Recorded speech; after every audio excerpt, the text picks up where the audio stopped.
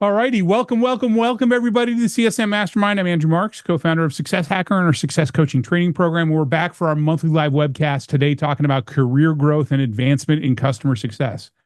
This learning opportunity is brought to you by Success Coaching, the world leader in customer success professional development training with more than 36,000 students from nearly 100 different countries. Our skills development platform is making an impact across the globe. And as you can see in the chat, we have people from everywhere joining us. Whether you prefer self-paced learning, an instructor-led boot camp, an interactive workshop, or a personalized weekly coaching program, we have a wide range of customer-focused programs and formats that are tailored to meet the unique needs and learning preferences of everyone.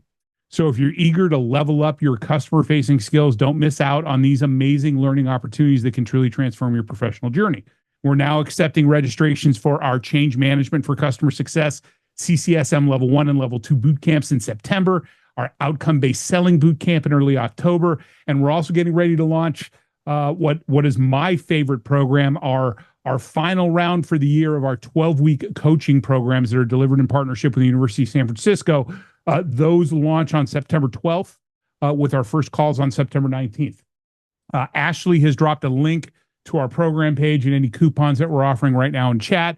And you can find out more about all of our programs and workshops, as well as our events and anything else that you want to know about customer success at successcoaching.co. This CSM Mastermind series is a live, unscripted discussion where we dig into a single topic relevant to customer success. So no matter where you work, what your role is, who your customers are, we've got you covered. Few housekeeping items. Before we get going, this webinar is recorded and we will be posting a replay and transcript on our website early next week. So if you have to leave at the top of the hour, remember we go until 12:15 Pacific. So if you have to leave at the top of the hour, you can get the recording and the transcript usually by Tuesday at the latest. We do encourage active participation. So please feel free to ask your questions using the Q&A button that's located at the bottom of your Zoom interface. Questions with higher upvotes. So if you see a question there that you really like, use that upvote button. Those will receive priority during the Q&A session. And for our LinkedIn Live audience, you can also post your questions directly and they will be relayed to us. Thank you. I believe that's Santana monitoring for us today. Thank you, Santana. To maintain a smooth discussion, please use the chat window exclusively for commentary while directing your questions to the Q&A window. Now, there's a lot of there's a whole bunch of thought leadership out there. I mean, everybody sees the thought leadership every single day on LinkedIn, don't you? Along with loads of theories on how to deliver customer success. But in this series, we're going to focus on the practical, real-world advice, best practices, experiences from those who are actually doing customer success day in and day out. And to make that happen, we've invited three absolutely amazing panelists. Really excited about this conversation this month to join me for this roundtable discussion. These are folks that are really damn good at what they do, and we're going to ask them to spill their beans on their experiences and the perspectives. So without further ado, I want our panelists to introduce themselves to y'all, talk a little bit about who they are and what they do, and let's get started as usual in alphabetical order with Carly. Thanks, Andrew. Hi, everyone. My name is Carly Agar, and currently my full-time job is coaching customer success job seekers of all levels. So whether you're brand new to CS or you've been in it for a decade or even longer, along with running my team of career coaches and resume consultants. Before this, I spent 10 years growing my own career in customer success at various SaaS companies, really focused on those Series A to Series D companies. And I've always been really passionate about taking ownership of your career, being super intentional about the decisions that you make in your career, and maximizing what you get from your career, whether that be work-life balance, opportunity, financial freedom. And I've gone through a lot of career milestones myself, like transitioning from another field, navigating job searches, promotions, raises, at one point creating a role for myself. So this is a topic that's super energizing to me, and I'm so excited to be here. Awesome. Thank you, Carly. And I'm excited about this group because we have a piece from every piece of the process. right? And so next up is our operational executive, Maranda. Hello, everyone. Maranda Dziekonski, Senior Vice President of Customer Success and Operations at a company named Data Assembly. A little bit about my background. I've been doing this work now for 25 years. Got my start a long time ago in a company that was $40+ billion a year in revenue. I've now been part of 9 startups, 4 that have had successful exits, a few that have failed. So I've seen all ends of the spectrum. What makes me a little bit different than some of the other CS executives is I also have 10 years of experience now in HR. So at Swiftly, where I was at for 4 years, I was the Chief Customer Officer and Chief People Officer. So I've worn multiple hats in these organizations, and Andrew has seen it firsthand. Somehow I join companies, and the next thing I know, finance has a dotted reported line to me, and operations, and hey, can you help us build HR, and so on and so forth. So it's kind of cool to be able to put your hands in multiple buckets, and excited to be here. You're kind of like the Borg, but in a good way. The right? board. You simulate. Okay, I'm putting on. I actually sit on a board. The So board, the yeah, I board have from Star Trek. So totally yeah, there putting you on go. my Star Trek nerd hat here. But they were all about assimilating. But so you just okay, I'm gonna get my hands involved in that there too. So Yeah, I mean, if there's a gap, and that's the lovely thing about joining early to growth stage startups, where there's a gap, you usually can fill it if you have the desire and will. yes, well, and you must be doing something right because people love you. So thank you, Maranda, and last but certainly not least, Sara. Hi, guys. I'm Sara Roberts, founder of Bayview Talent. It's an executive search firm that specializes in placing customer success professionals at early stage startups. So basically, I work typically with CEOs or heads of customer success to help them figure out who they need to hire. And then I go out and find those people for them. And I'm also coming out with a masterclass and a bunch of free resources for people who are feeling stuck in their job search. What else? I'm from San Francisco originally, live in Denver now, and started my career working in sales at several hyper-growth startups. The most interesting one probably being Zenefits, and they grew from 54 to 1,100 employees in the year that I was there. So that was a fun ride. And Todd was part. That's how we worked with Todd. Yeah. Yep, that's how I met Todd, Andrew's co-founder. And had some great experiences, had some not great experiences. And I'm just really passionate about, making a really good match between employer and employee and helping people find the right role for themselves. So awesome. Thank you. So besides having just a full breadth of folks on this panel, from a career development perspective, all 3 of these individuals are people that you should be following on LinkedIn because they all post insightful information on a regular basis. So make sure that you do. But once again, we all appreciate your time for today. So let's now get to the topic at hand. Let's kick off our discussion with a provocative thought. And that is the idea that simply being good at your job will lead to career advancement and customer success being a myth. In fact, I'd argue that some of the best CSMs often get overlooked for promotions. Now, why is that? That's because they're so focused on their customers that they forget to manage up and advocate for themselves. So today, we're going to challenge this status quo and explore how to advance your career without compromising your commitment to customers. So here's a provocative question to start. Is it possible that being too customer-centric could actually hinder your career growth? I'll take that one. Please. So I think there are a lot of different ways to answer that question, but the short answer is no. I think you can use anything as an excuse not to prioritize something that's hard, and advocating for yourself is hard. And one of the most important things that a CSM can do is learn how to manage their time effectively. So if you're letting other people dictate your schedule, whether that be your colleagues or customers, then you're not going to have the time or the energy to focus on your own career advancement. But I wouldn't call that too customer centric. I think what can happen more often, especially to folks that are more junior in their career, is that they actually become too company centric. And by that, I mean that they sometimes prioritize their employer's best interests at the expense of their own. And if you're, one of those type A overachievers, it's easy to think coming out of school, that if you go above and beyond, that will get you to your the next stage in your career. But unfortunately, in the real world, that's kind of not really how it works. Yeah, I agree with you. I will also say, and I've said this before, folks that think their career development only should happen between the hours of 9 to 5 are the ones that tend to progress a little bit slower than their peers. Your career development should not be reliant upon your employer, your manager, the walls that you sit in. You own that. That is on you. Now, I wish we were in a world where every employer was looking at their team, every manager was looking at their team and trying to figure out what's next for them. What's next for them?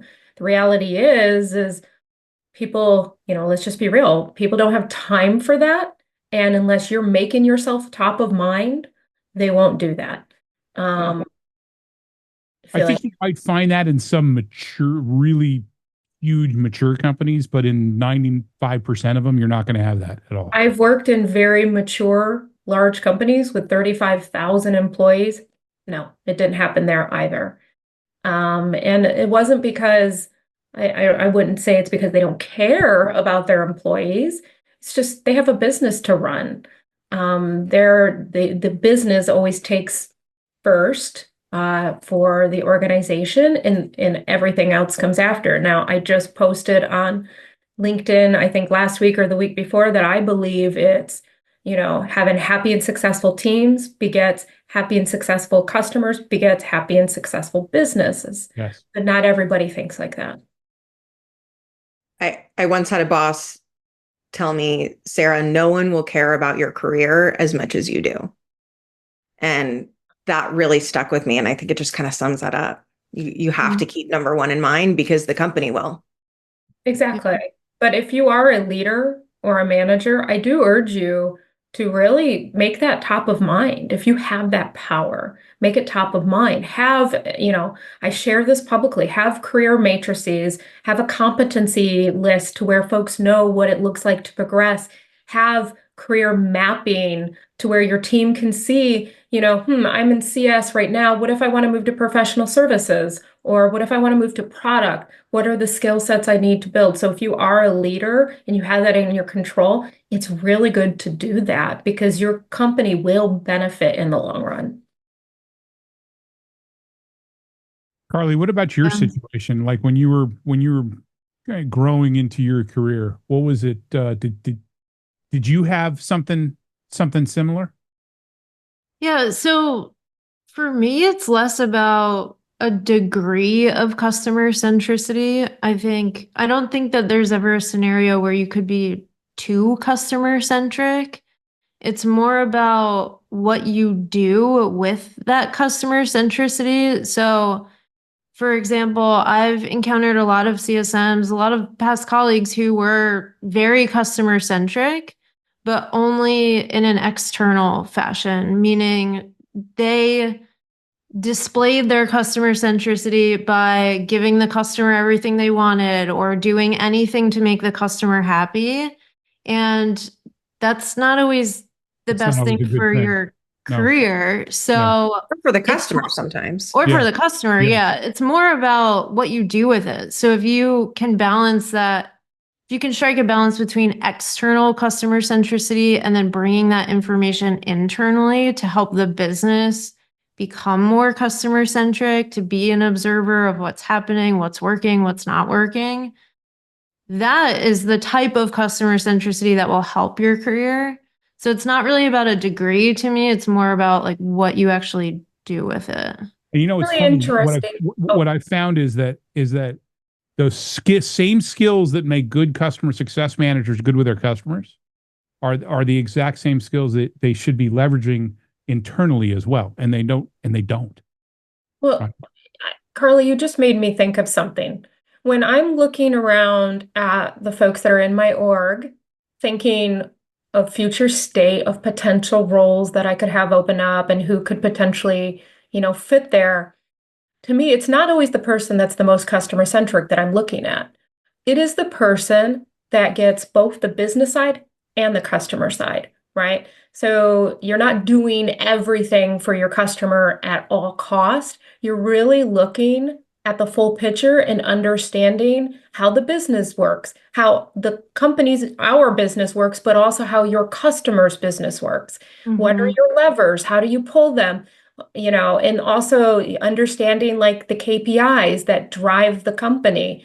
Like it's not just about like, are you going above and beyond for your customer? Do you care about your customer? That's table stakes, right? That's kind right. of table stakes in most cases. Yeah. That business I think acumen is important on both sides of the equation, and you have to maintain that balance in a customer-facing role.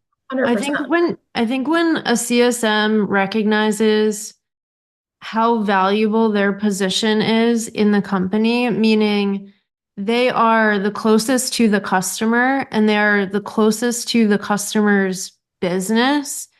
When you realize as a CSM how valuable that is for your company and you start to leverage that to your advantage, that's when you become the person who's always going to get promoted. That's when you become the person that's layoff proof. That's an indispensable CSM in my mind. Love that.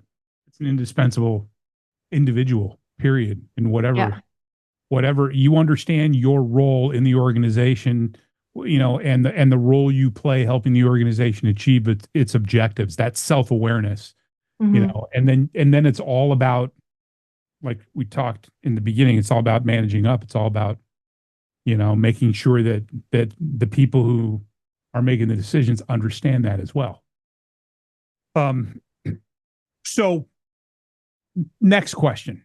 How, and I realize it's evolved quite a bit, especially in the last few years. How has the career path in customer success evolved over the past few years? I mean, I think back on when I started with one of the first customer success teams back in 2008, right?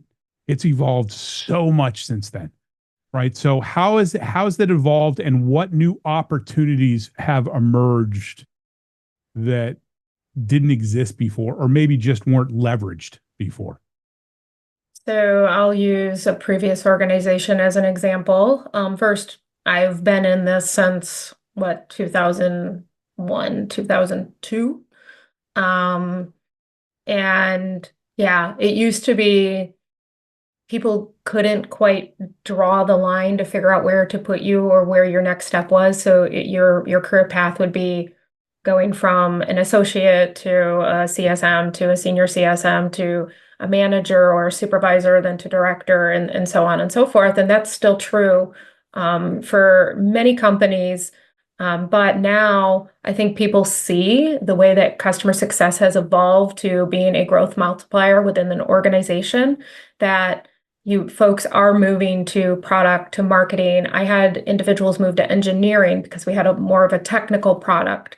But where I'm seeing, a lot of movement to is definitely within the product org, because people are usually that hub. So I think it depends though on the company, the product, the type of CS. If you're working with, a product that has a very big long tail, I'm seeing a lot of marketing, a lot of product marketing, and stuff like that.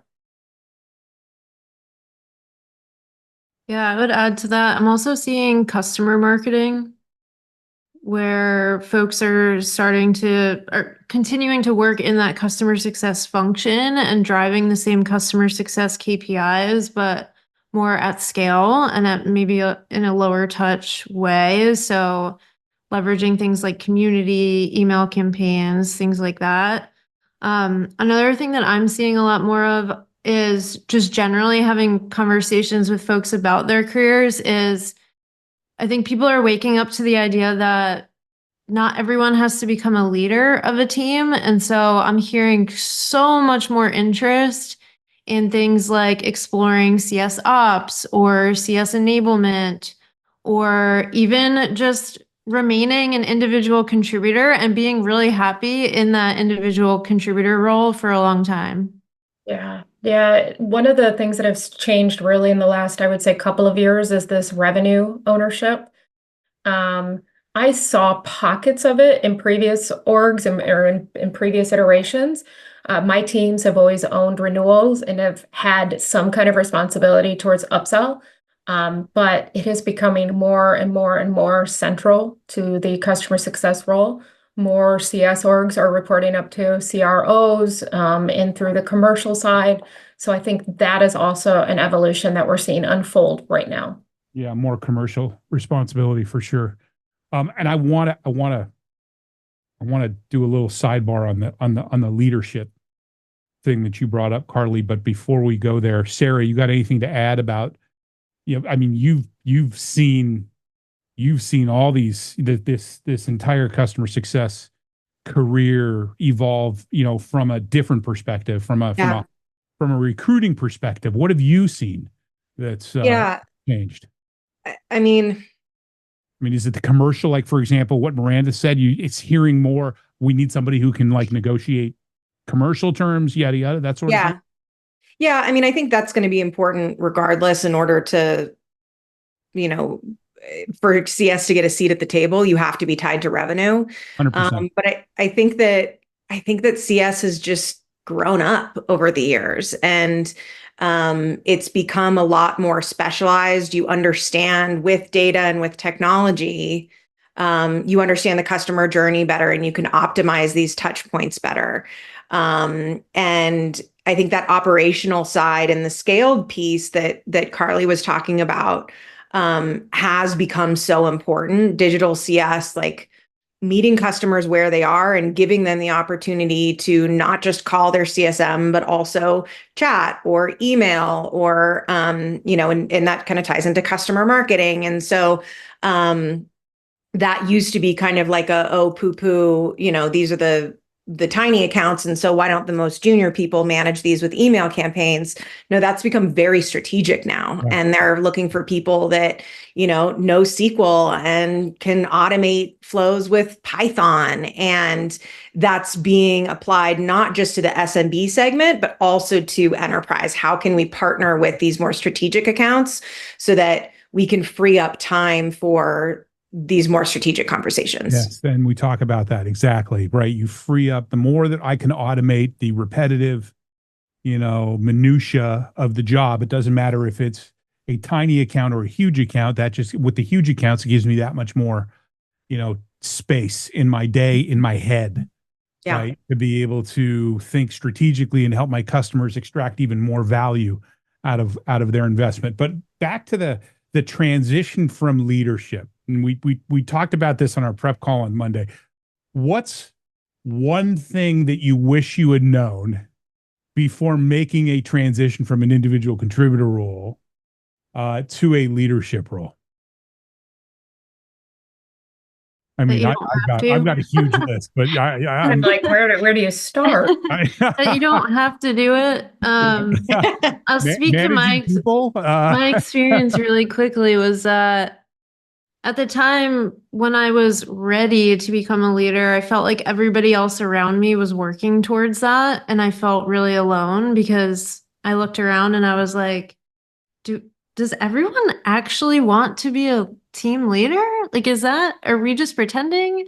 Am I the only one that doesn't actually want to do that? So I wish I probably would have not wasted a lot of time, stressing over that. Had someone said to me, it's okay to not want to lead a team. There are other things that you can do.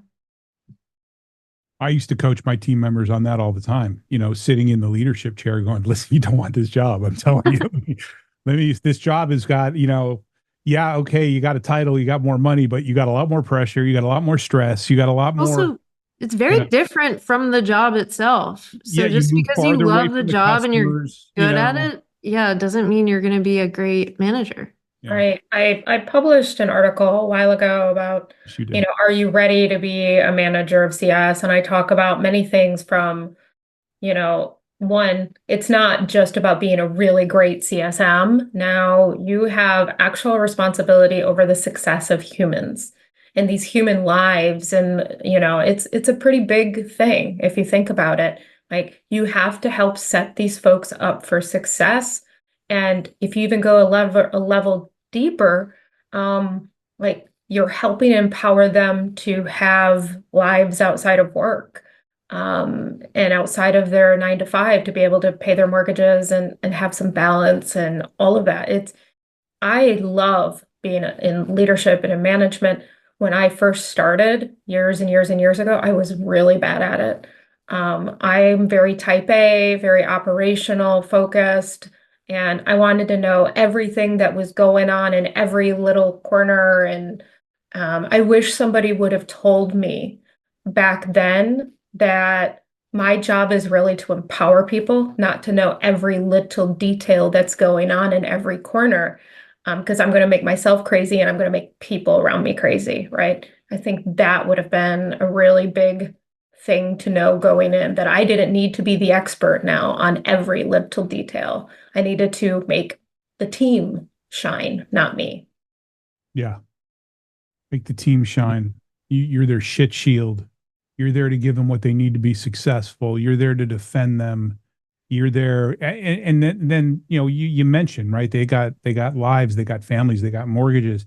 There's a lot of pressure on a leader when you have to sit there and you own a budget, you have to make hiring decisions. You need to make sure that when you're bringing people in, that you're bringing the right people in, that you don't have situation. I used to say hire slow, fire fast, right? I want to really make sure this is the right person for the right role, because the worst part of my job, and I think any leader's job, is having to get rid of people. It's having to lay people terrible. off. It's absolutely terrible. It rips you apart. But it's part of the job. It is. You It know, is.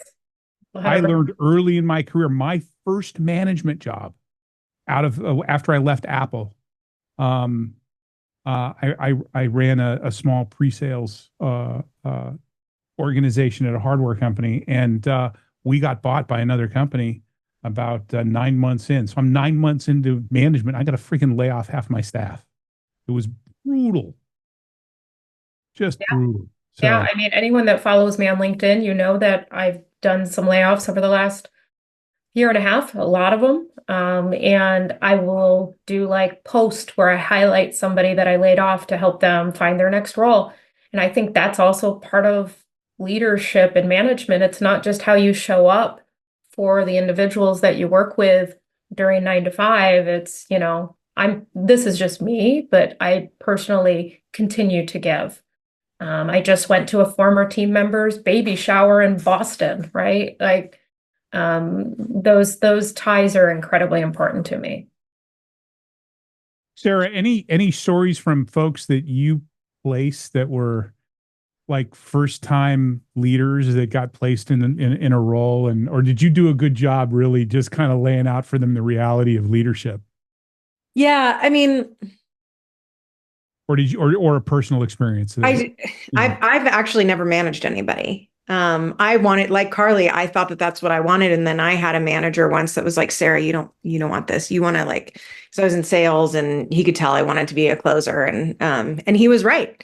And I'm very grateful to Yuri for recognizing that in me. But, in terms of recruiting, I mean, I've never placed somebody in a management role who doesn't previously have management experience. Huh. So, if you're in a job where there isn't that mobility to move into management, you can tell the company's not growing, your manager's not going anywhere, then yeah, it might be the best option to leave. But typically, if you are at a growing company, then the shorter path might be to stay and move into management there, because people are looking for, or my clients are looking for people who have done it before. So yeah, I've been in the same, when I was doing recruiting before we partnered up with you to do all of our recruiting for us. I would get folks that were senior CSMs wanting to get into leadership. And I'm like, you need to stay where you're at if you can and get your leadership role there. I can put you in this other company, but you're going to need to come in as an individual contributor and work your way into leadership. It just doesn't work that way.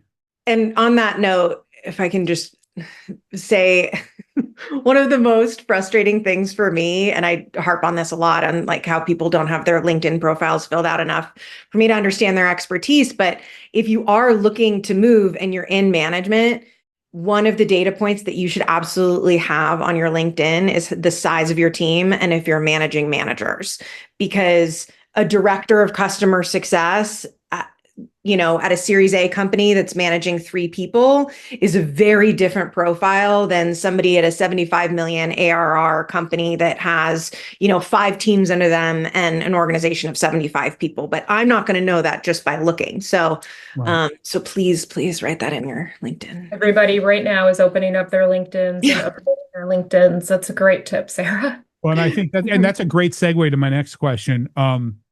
Because a lot of CS folks, and I experienced this also when we were doing the recruiting. I was constantly working on with people on this. They struggle to quantify their impact. Right? It's not good enough just to list, here's what I did. Right. Here's my job description. Right. So any innovative ways that you've seen customer success managers or customer success leaders, any ways that they've used to measure and showcase their contributions to the business? I would love to hear Sarah, because she's probably looking at way more resumes than I am these days. Yeah, I mean, my answer is kind of just a little bit in a slightly separate lane, which is that, like, yes, contribution to the business is very important. Anytime you can use metrics, I mean, salespeople know percentage to quota and all of that stuff is important. But like, even just telling me, how big is your book? How many customers are you managing? What's the size? And then, of course, how are you moving the needle in terms of like NRR, NPS, all of those things. So yes, metrics are important, but I think the biggest miss out there from candidates is not necessarily understanding the nuances of these roles. And again, as CS has grown up, these positions have become so specific. So I'm looking for somebody that, has like industry experience is really important. What is the company stage that you're of expertise that you're used to, and team size, stuff like that. So I think, yes, impact is very important. And I think that's fairly straightforward. You can look up CS metrics, but I think it's equally important to really explain, what is your niche? What are you really good at? Because you want that recruiter who's looking for somebody with your specific expertise to find you and be like, yes, this is the person I need.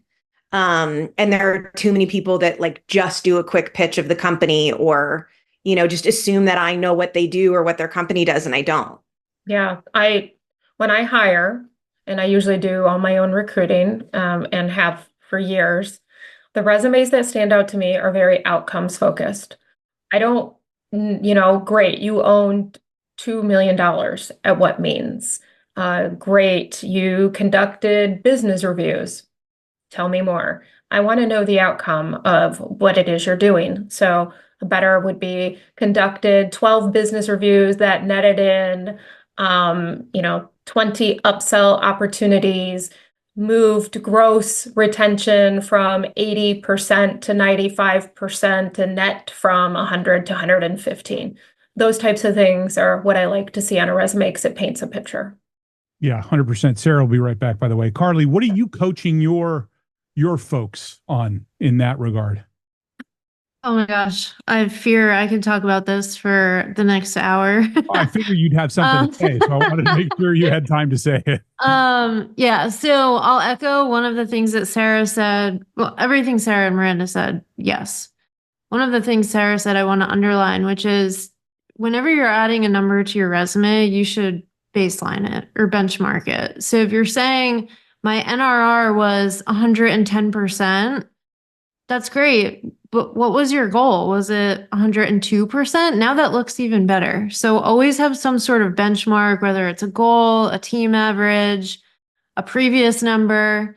And then the other thing I would say is speaking to my individual contributors on the call. If a question I get all the time is like, how do I stand out on my resume? I was actually just working through this with a client the other day. So if you've ever contributed to something bigger than yourself as a CSM, so some sort of team initiative or a playbook or a new process, and you're trying to showcase the impact or the outcome, as Miranda said, of that thing, try to relate it back to customer health. So I had a client, I don't want to share a lot of details, but they created a playbook for engaging specifically executive sponsors in their book of business. And they were able to see from their data that they were keeping track of that, let's say, 50% of their accounts had an engaged executive sponsor in one quarter, and in the next quarter, it was 75%. Now, we all know how important it is to have an engaged exec sponsor in your account. And so they rolled that out to their whole team. They were able to see, oh, we went from this many accounts with an engaged exec to this many across all of our paying customers. So now instead of just saying, I created this playbook for this thing, they can say, I increased the percentage of all paid accounts that had an engaged executive sponsor. That is something that I already told this client, like, you are going to stand out because no one else is talking about that kind of stuff. So if you can try to make some sort of impact and then look at how it impacts customer health or one specific indicator of customer health, I would say that's a really unique way to showcase your impact outside of the normal KPIs. Awesome. Thank you. Just a reminder, folks, we'll get to questions in a few minutes here. Questions from the audience. But one last question. Well, should we talk about technology? We talk about technology all the time, or should we talk about the unconventional career moves? We can. What do you think is more interesting? I don't know. What about the role of technology in CS, right? How's AI and automation changing that landscape? I mean, we talked about it a little bit with the digital CS stuff, but what are the skills that CSM should develop to stay relevant in that evolving environment? I know, Sarah, you mentioned actual coding, some coding skills, right? Yeah. SQL and Python are becoming more and more important, I think, for just analyzing data and then also automating workflows. But I don't think sometimes I come across like hiring managers that think that they need somebody who like actually understands how to build AI, and I have to kind of educate them that like you don't have to know how to, like, you don't have to go into the weeds of coding AI in order to use it. I think it's more staying up on what are the new technologies out there that are helping enable your team, whether that be like in-app queues or chat bots, things like that. Yeah. I think it's going to heavily depend on the company and the type of customers that you will support. I don't think there is a blanket answer on how we should be approaching AI. So if you are part of a company that is an AI product, you're going to need to be a CSM that likely does know a little bit more about how it works, because you'll be supporting people who likely are going to stand it up and maybe create their own GPTs internally and stuff like that, right? Whereas if you are just joining a company that uses AI, that is a very different proposition. Now, what I have been saying to folks that are concerned about AI and what it's going to do to the role for the CSM, we'd be very naive to think that the impact is going to be minimum because we're already seeing it. So double down on skills that require critical thinking. Things that can be outsourced likely will. Things that can be solved with tools, technology, AI likely will, because we are getting cost pressures at the top level to reduce our expenses and, operate more lean and more efficiently. So think about those skill sets like SQL, Python, even some of that stuff can be done via AI, but the analysis component right now, as it speaks, there's still a bit of a gap. And I work in data, just so you know. So that is what we do for, what I do for a living. There's still a little bit of a gap. So figure out what those skill sets are depending on what customers you serve. That'll make you very indispensable.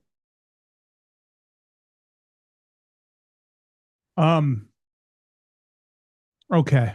One last question before we turn to questions from the audience. Looking at the current state of the CS industry, as you mentioned, Miranda, I think we need to go into this kind of eyes wide open.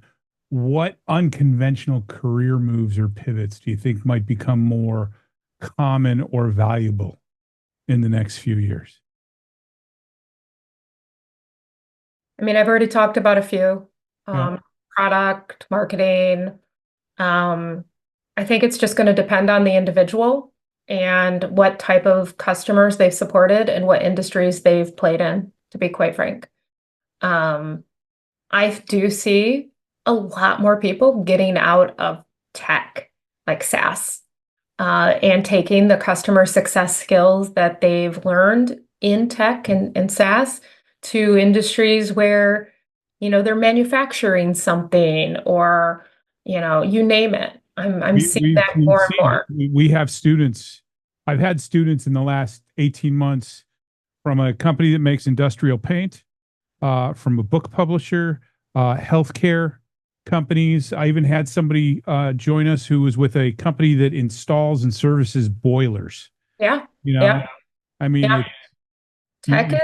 Tech's tough right now, right? Yeah. Tech is tough right now. I do think it's going to turn around, but I am seeing a lot of folks that have been in tech for years now think, I may want to exit. And I see right now a comment, we have somebody who's in robotic welding. Like, that's right there. So cool. Yeah, but at the end of the day, customer success is about helping your customer get a return on their investment. So it doesn't matter if that investment is software or softballs. Right. I started working in plastics and chemicals 10 years, 10 years. My customers were AstraZeneca, GM, Ford, Bosch, right? We did physical wares.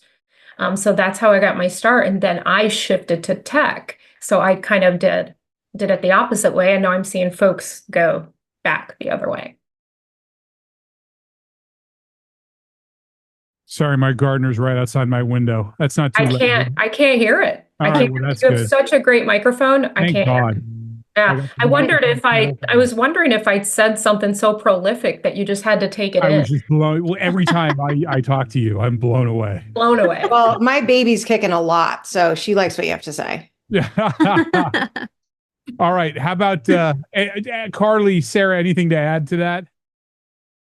I think like Miranda, we've all mentioned a couple throughout. I think it's anything having to do with scaling customer success and helping customer success operate more efficiently, more lean. So whether it's digital CS, customer marketing, whatever it is, I think that's, what I would say right now. Ask me 2 years from now, my answer could totally change. But right now, that's where I would say. Yeah, and I would agree. I think the last thing I would want to just leave you guys with is, as you're going through your career, just really try to pay attention to what excites you and what lights you up at work, because we all have things that we love to do and things that we don't love to do, but we have to do. And that's totally different for different people. And so listen to that little voice of like, what are you excited to do? And then try to take on extra projects, because all of these departments are fluid. SMB CS is a lot like marketing, and enterprise CS is a lot more like sales, and you're touching product and there's an operational component. And so anytime you can keep your eyes open and think, hey, this is a problem for my company. Let me see if I can come up with some sort of a solution and do a little bit of this as a side project. And then you never know what that's going to turn into. It could turn into a totally different career. You could end up building a department. I'd say a lot of the most interesting and most accomplished candidates that I worked with have proactively created their own projects and then gotten internal funding for it and then just kind of did it.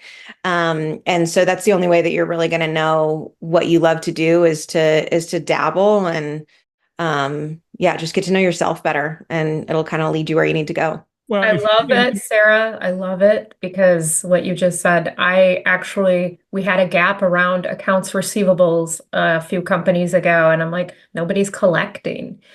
So I just took it upon myself to get an aging report and then hit the phones and get that money coming in. And that resulted in me now owning accounts receivables, which, hindsight. You love it? I actually did. I actually think I missed my calling as an accountant. So I did love it. And I thought it was fun. My calling as an accountant, thank God. Yeah. But that's a great point. But if you're doing it right in customer success, you're already interacting with those folks, right? You're getting exposure to these things. So capitalize on that, right? All right, let's take some questions. And remember, folks, we'll go until 15 past the hour. I asked my guests take a look at that Q&A. Remember, we go based on most upvotes. If there's anything in that list that jumps out at you, hit that answer live button. So our first question comes from Michaela. Michaela, I hope I'm pronouncing that right, Michaela. Michaela asks, what resources, courses, certifications can you recommend for customer success professionals to grow breadth of skills? Success coaching, of course. Thank you. That's very purchased. And Carly, big question, by the way. How many times have I purchased it now, Andrew, for my team? 3, I think.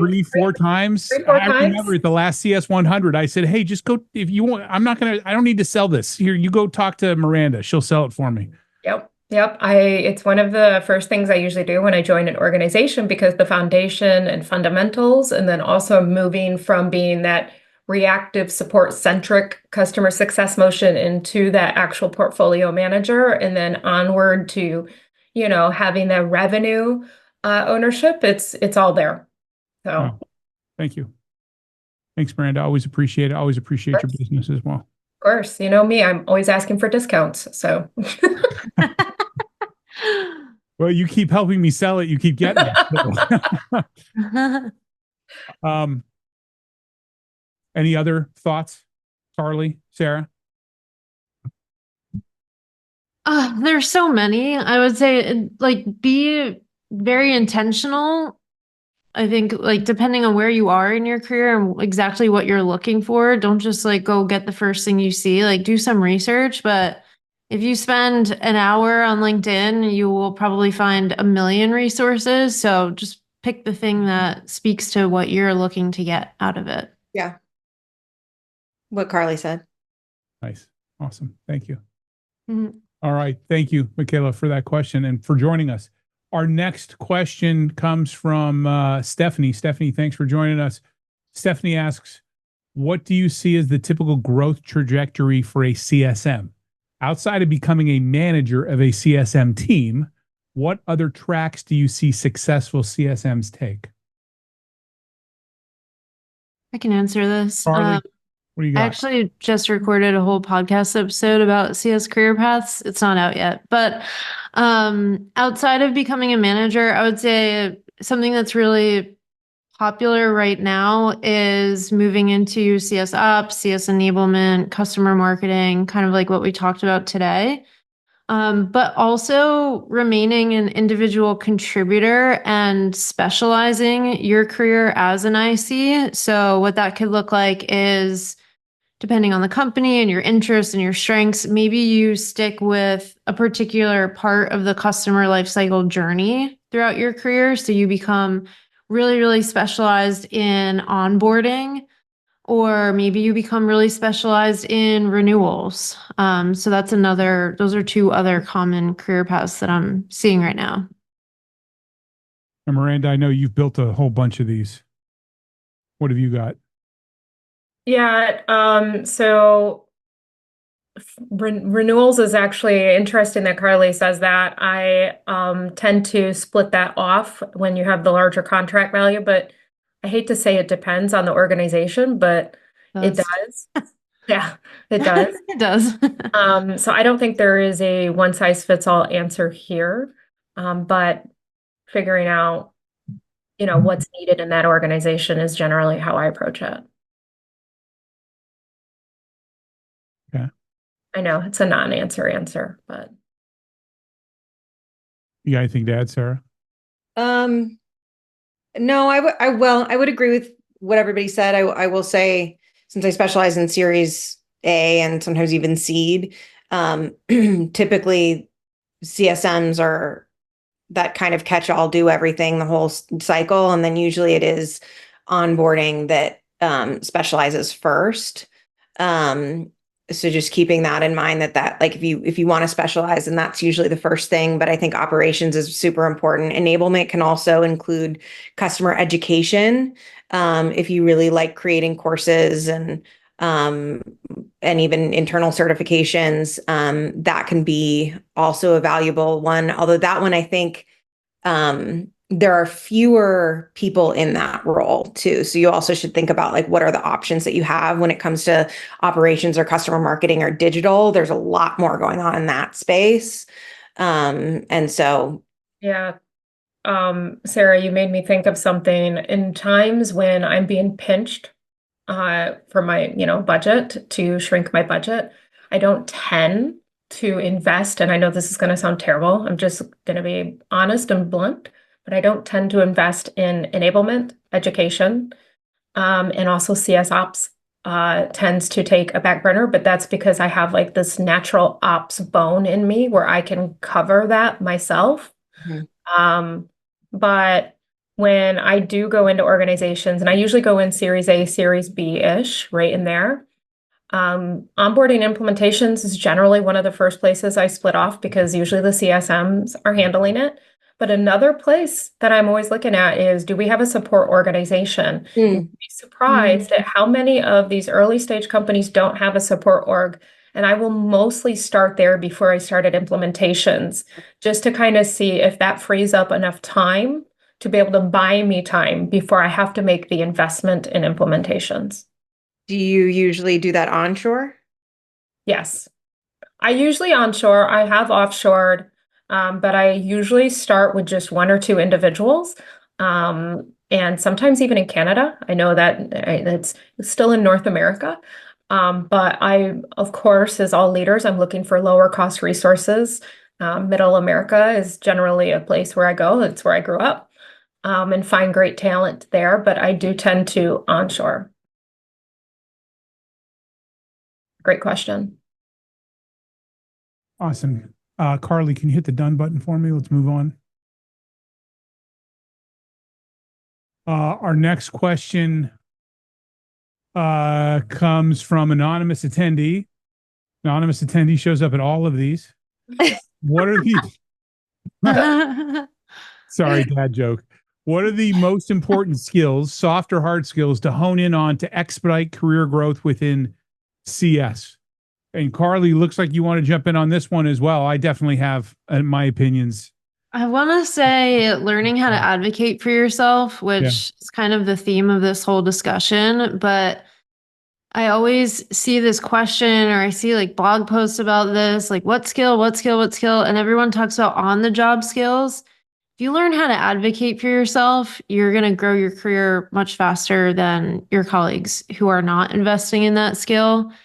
And right now, another skill I would say is just your sales skills, your revenue driving skills, because we are starting to see that coming back is something that a lot of CS teams are looking for. So if you haven't yet invested in that or haven't had the time or the experience to do that kind of work, then I would try to round out your experience, especially if you're job seeking or will be job seeking in the near future, and make sure you get some selling under your belt. I agree with that. I would also say when I'm hiring, I'm looking for folks that can tell stories with data. Um, Mm. it's not enough just to tell me how someone felt or something you did increased your NPS, great. But tell me what it did to your portfolio and be able to walk me through that and give me that narrative. Storytelling is huge. Paint a picture for me. Storytelling, love Because that. not only are you going to have to do storytelling with me, you're going to have to do it with your customers, right? Mhm. So I find that to be a very important thing to build. And it's not enough to say I took a class in storytelling. You have to be able to do it and demonstrate it. And that's the same with sales. Like, telling folks to go get those sales skills, like taking a course for me is never enough. I want to know that you actually owned a number for a while if I'm hiring for some role where that matters, unless I'm hiring super entry level where I'm able to make that investment. The one thing I would add is time management. How do you prioritize your day? Making sure that you're not just responding to noisy customers, but they are also being as productive as possible. I think that's the case for anything that you do in your career, is really harness those times that you're doing more of the strategic thinking versus, you feel a little bit more upbeat and talking to customers. I think it's important to pay attention to. I'm gonna add active listening. Both, and I'm not just talking about active listening with your customer. I'm talking about active listening internally, Mm. right? When you're dealing with your peers, your leadership, your direct boss, you know, actively listening and demonstrating that not only that you hear what they have to say, but you're processing it, you understand it, right? And that restating what's being told to you can be incredibly powerful. Hey, this person gets it. Awesome. Next question again comes from Michaela. Do you have any recommendations on how to find a career mentor outside of your current company? It's so hard. It is very, very hard to do these days because I mean, I'm people still asking you to be my mentor, Miranda. You've turned me down for how long? 10, 12 years? come on now, my friend. Um, so there are programs out there that do match folks up. I know Catalyst used to do one. I don't know if they discontinued doing it, but it was a fantastic program. So if it's still out there, I would start there. Take a look at Catalyst career, or is it Career I think it's Corner? a coaching corner. Archer Coaching They Corner. I know still it's do still it. Yeah, there.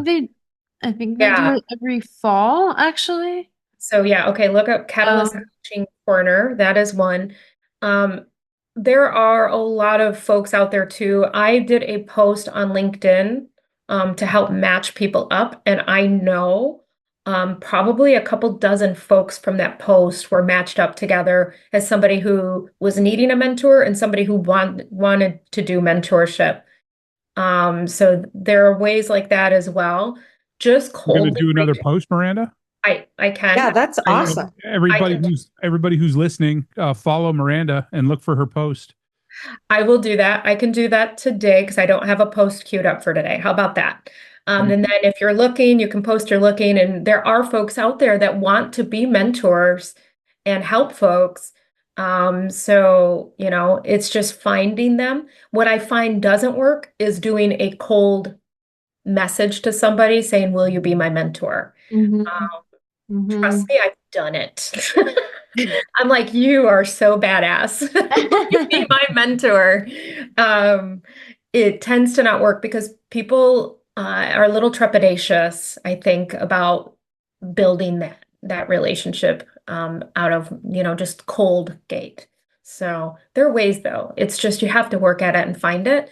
Now there is a difference between mentorship and coaching, right? Coaching, you can pay someone. Mentorship is generally somebody donating their time to you. So my advice to you, I mentor right now. I think I have 4 folks at this time that I mentor, is to come prepared. Just come prepared with what it is you're looking to solve. Have a clear vision for what you're hoping to get from it. Because in the past, I have had somebody reach out, I took them on, and we'd show up and kind of look at each other on Zoom. And that's just not helpful for them or for me. So make sure you know Mhm. what it is you want and need. But just like every time you meet with a customer, you need to be bringing them value, right? So you need to show up and not just be looking like a deer in headlights. Okay, what are we talking about, right? I have this particular situation I'd like you to get your guidance on. Totally.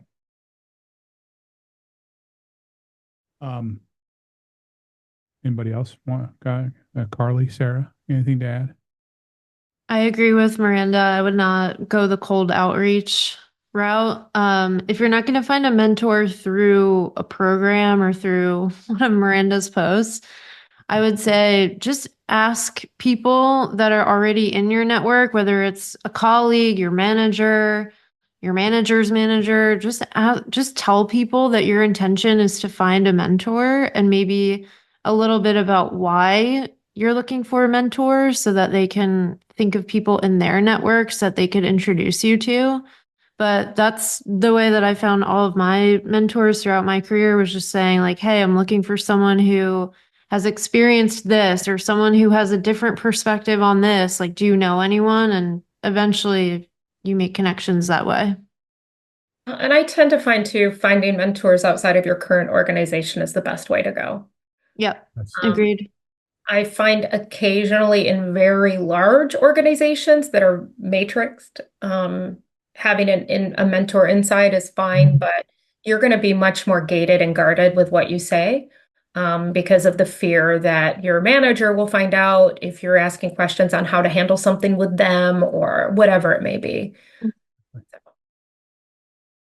Awesome. Thanks, Michaela.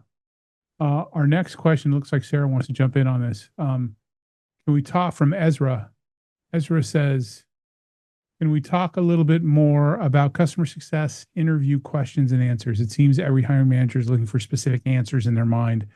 How can I develop myself to be fully prepared for any interview? And right after that, actually, Sarah, she provides an example. She provides a bunch of examples, Ezra, but we can talk about this one in particular because you've mentioned a couple of times about time management. How do you manage your time and what tools are you using to help you with time management? So what do you got to say to Ezra, Sarah? Yeah, I would say that I never go into a call with a set list of questions. There are some generalities.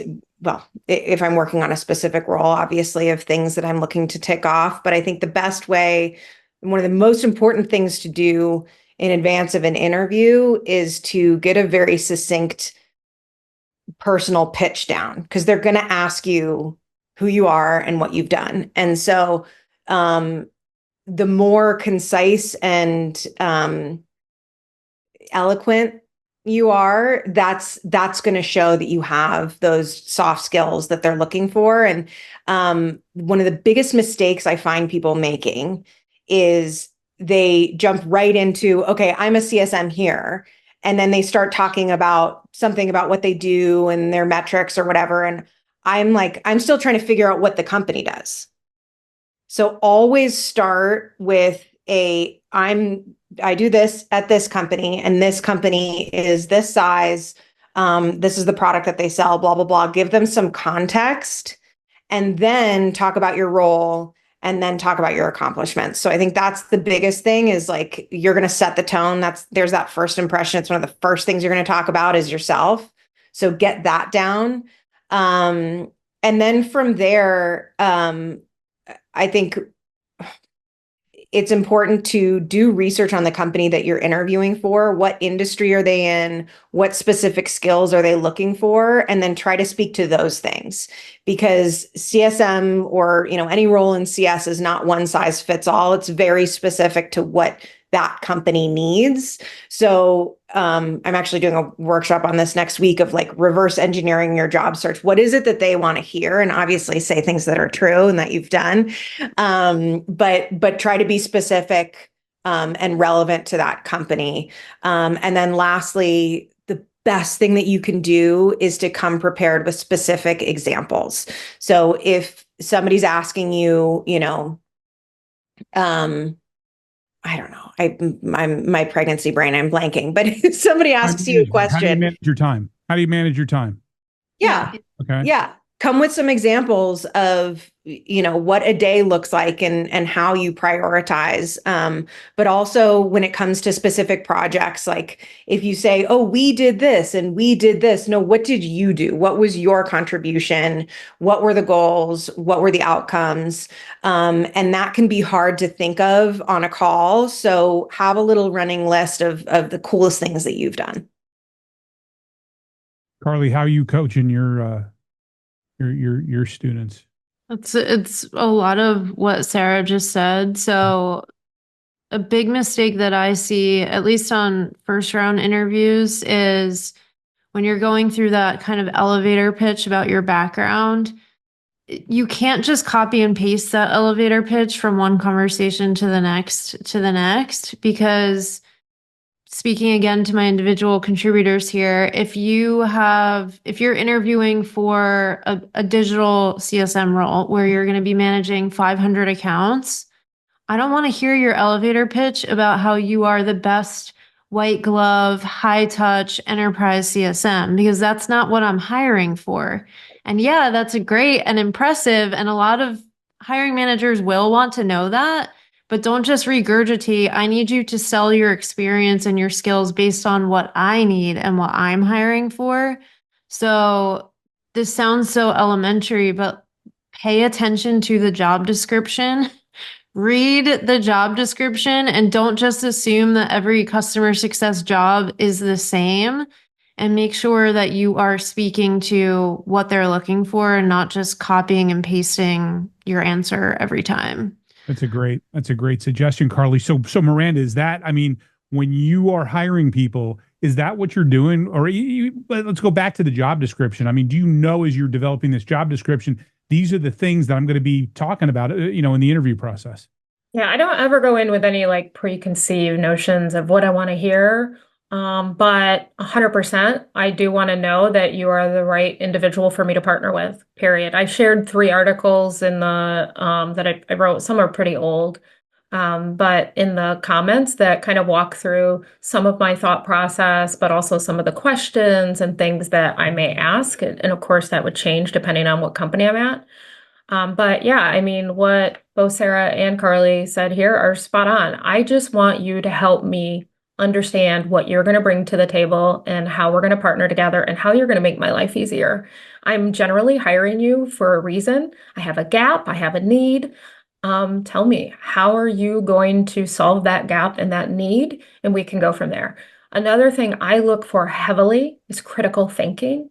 To me, there are many, many ways that you could answer the questions I put out there. And it's less about you getting it spot on and more about my ability to see you, one, advocate for yourself, because we work mostly in remote environments these days, but also how you can critically think and ask the right questions. So if I give you a question with acronyms in it, I want to make sure that you don't just assume what the acronyms are, that you are answering based on you knowing what the acronyms are, right? If I say, how would you prioritize these things in an EBR, or what would you put in an EBR? I don't want you to BS me, which has happened. I want you to ask me, if you don't know, what is an EBR?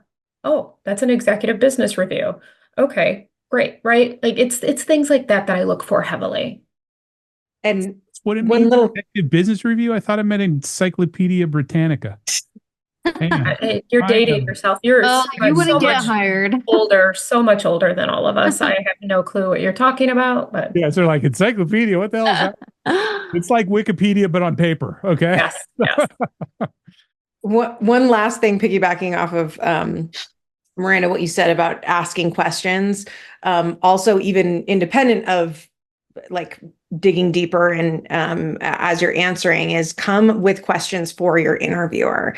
I think the more comfortable and fun the conversation is for the interviewer, the more they're going to like you, the more you're going to build that rapport. So don't sit there just waiting for them to ask you questions. Take a really active role, make it a conversation, and be curious. Yeah. Yes, don't basically act like a customer success manager. Well, one of the things that is such an easy thing to do, you can sign up for a free chat GPT account.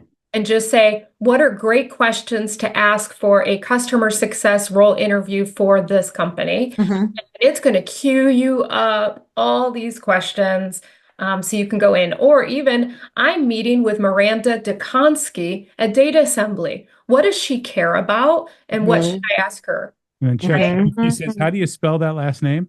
Yeah. Ooh, Kaylin in the chat. Hi, Kaylin, by the way. Just highlighted something that I teach my clients, which is using, when you go to ask a question, use that as an opportunity to showcase your credibility in something. So if you're coming from, these are always hard to come up with on the spot.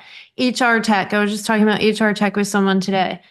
If you want to showcase your credibility and what's happening in the HR tech world, you could start with an observation. Like, my observation is that HR tech companies are having really tough, negotiations with clients right now. Renewal conversations are really hard.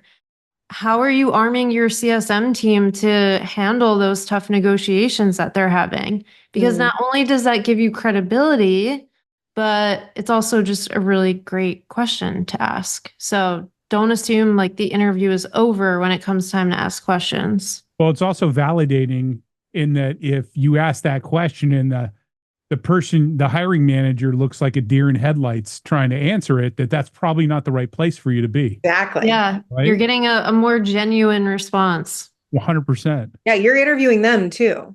100%. Yeah. Right. People forget that sometimes, right? All right. Great question, Ezra. Thank you. We got time for one last question. If you can hit done, Sarah. From Ola. Oh.